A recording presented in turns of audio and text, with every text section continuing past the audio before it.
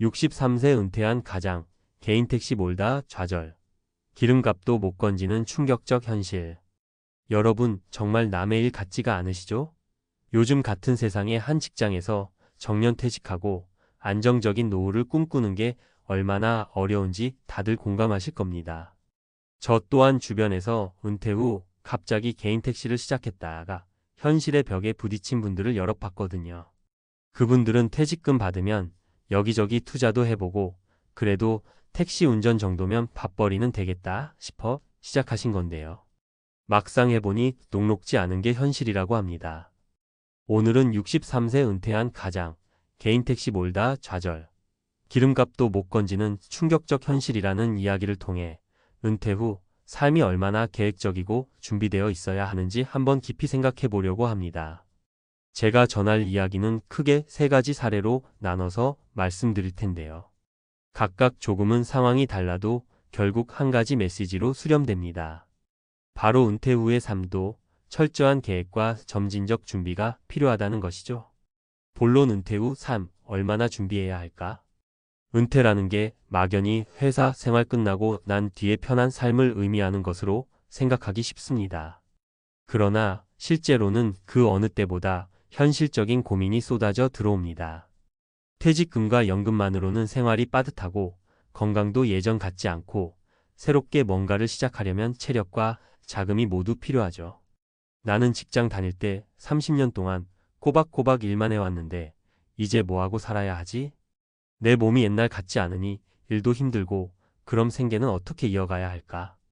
이런 고민을 해결하기 위해 많은 분들이 찾는 선택지가 바로 개인 택시입니다.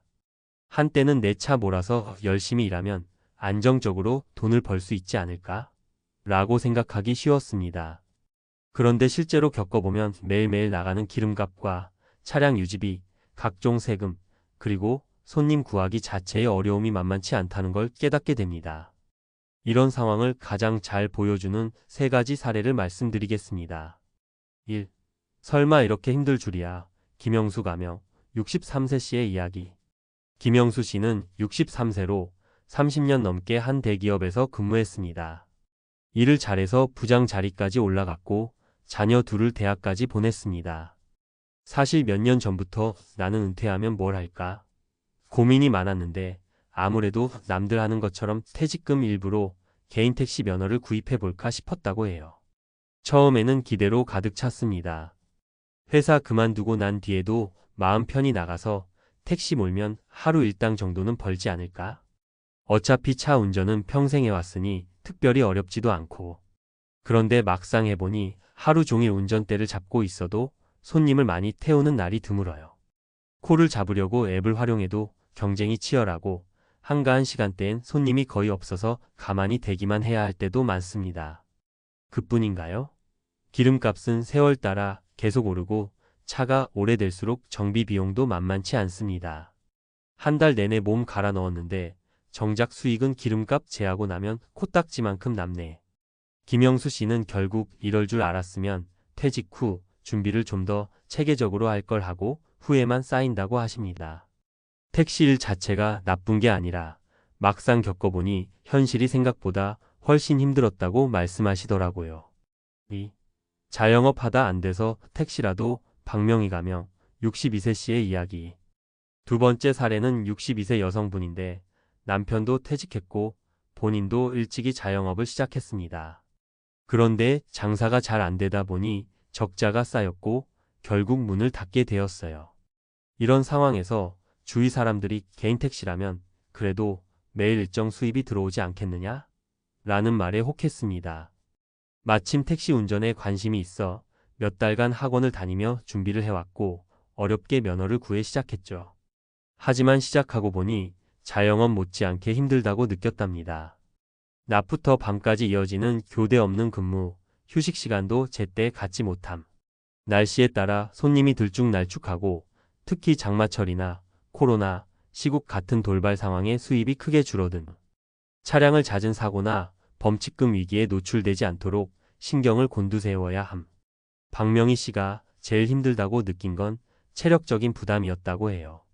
가게를 운영할 때도 힘들었지만 그땐 적어도 손님이 없으면 잠깐이라도 쉴 수 있었는데 택시 운전은 내내 운전에 집중해야 하니 몸과 마음이 모두 지친다는 거죠. 이제 겨우 60대 초반인데도 매일 피곤이 누적돼서 날이 갈수록 지치는 것 같아요. 일도 일이지만 건강이 걱정이에요. 계속 이렇게 일하다 병이라도 나면 어쩌나 싶어요. 자영업에서 택시로 옮겨왔다 해도 은퇴 이후에는 체력적 정신적으로 예전 같지 않다는 걸 다시 한번 확인하게 되는 이야기입니다. 3. 택시 말고 다른 일도 가능했는데 최종수 가명 65세 씨의 이야기. 세 번째 사례는 조금 다른 방향의 이야기입니다. 최종수 씨는 65세로 이미 국민연금과 퇴직연금을 일부 받고 있었어요. 월세 수입도 조금은 있었지만 큰 돈은 아니니 추가 수입원이 필요했습니다. 주변에서 개인 택시가 어떠냐고 권유해서 면허 취득을 알아보고 꽤 많은 비용을 들여 준비했습니다. 그런데 최종수 씨는 막상 면허를 받기 직전에 다른 쪽 길이 열렸습니다. 공공기관 계약직으로 민원 안내 일을 하게 된 거예요. 시급은 높지 않았지만 규칙적인 근무 시간과 주말 휴무가 보장되었고 몸이 덜 힘들었습니다. 그래서 택시를 안 하고 이 일을 선택했는데 이분의 말씀을 들어보니 결과적으로 택시를 하지 않은 게 다행이라고 하시더라고요. 택시도 나름 돈이 된다는 사람이 있었지만 제 경우엔 몸이 조금만 힘들어도 바로 생활이 불안정해질 수 있잖아요. 지금 하는 일도 바쁘긴 하지만 그래도 정해진 시간에 출퇴근이 가능하고 체력적인 부담이 훨씬 적어요. 이처럼 최종수 씨 사례는 은퇴 후 꼭 개인 택시만이 답은 아니다 라는 걸 보여줍니다. 다양한 선택지를 고민하고 내 몸 상태와 재정 상황을 살펴본 뒤에 결정해야 한다는 걸 느끼게 하죠. 정리 은퇴 후 삶을 위해 우리가 알아둬야 할 것들. 위 세 분의 이야기를 종합해보면 은퇴 후 택시업이든 자영업이든 새로 시작하는 무언가든 준비와 실질적인 계획이 정말 중요하다는 걸 알 수 있습니다. 또 단순히 일이 쉽고 편해 보인다는 이유로 선택하기에는 현실의 벽이 생각보다 높을 수 있지요. 체력 관리 60대 초중반에는 아직 젊다고 생각할 수도 있지만 실제로 매일같이 운전대를 잡고 몇 시간씩 거리를 누비는 건 보통 일이 아닙니다. 정비, 손님 응대, 교통 상황, 스트레스까지 더해지면 체력은 물론 정신적인 소진도 커집니다. 수입 예측 기름값, 차량 정비비, 세금, 보험료 등을 제하고 실제로 순수익이 얼마나 남는지 미리 계산해 볼 필요가 있습니다. 어쩌다 손님이 많은 주말 밤 시간대를 제외하면 생각보다 수익이 적을 수 있고 경기나 날씨, 코로나 같은 외부 변수가 수입에 큰 영향을 끼칩니다. 대안파악 은퇴 후 택시만이 답은 아닙니다. 정부나 지자체에서 운영하는 노인 일자리 사업이나 단기 계약직, 파트타임 자리 등 여러 가지 방법이 있을 수 있거든요. 택시 면허를 준비하는데 드는 비용과 시간을 고려했을 때 더 적은 부담으로 꾸준한 소득을 얻을 수 있는 길을 찾을 수도 있습니다. 마무리하며 은퇴는 새로운 시작, 더 꼼꼼히 준비하자. 예전에는 은퇴 후 개인 택시가 노후 대책이 된다고 흔히들 말했습니다. 실제로 그 말이 먹히던 시기도 있었어요.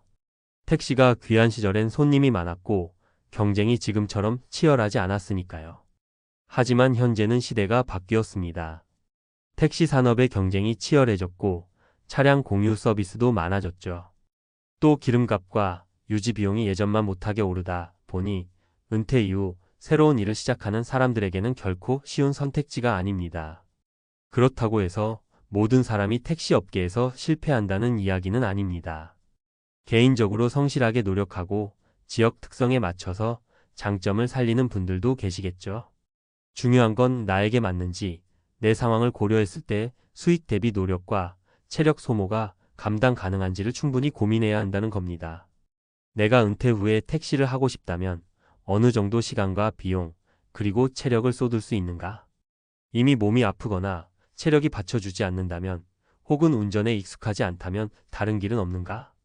어떤 일이건 새로운 출발에 앞서 철저한 정보 수집과 준비가 필수적이지 않은가? 이 질문들을 스스로에게 던져보고 미리 답을 찾아보는 과정이 필요합니다. 막연한 기대감으로 시작했다가 낭패를 보는 경우를 우리는 너무 자주 보아왔잖아요. 이제는 스마트하게 은퇴 이후를 준비해야 합니다. 여러분, 혹시 지금 은퇴를 앞두고 계시거나 이미 은퇴하셨다면 이번 이야기를 통해 조금이나마 도움과 위안을 얻으셨으면 좋겠습니다. 은퇴는 끝이 아니라 인생 후반부의 새로운 출발점이니까요. 그러나 이 출발점이 두려운 이유는 준비가 부족하고 정보가 충분하지 않기 때문입니다. 오늘 사례들을 잘 기억해 두시고 여러분만의 은퇴 설계를 탄탄히 해나가시길 바랍니다. 63세 은퇴한 가장, 개인 택시 몰다 좌절. 기름값도 못 건지는 충격적 현실. 이제는 이 문장 한 줄이 남일로 느껴지지 않는 시대가 되었습니다. 지금부터라도 몸과 마음, 그리고 경제적 부분까지 철저하게 준비해서 실패 없는 은퇴 후 삶을 만들어 가실 수 있기를 진심으로 바랍니다. 모두에게 쉽지 않은 길이겠지만 함께 고민하고 정보를 나눈다면 훨씬 나은 선택을 할 수 있을 겁니다.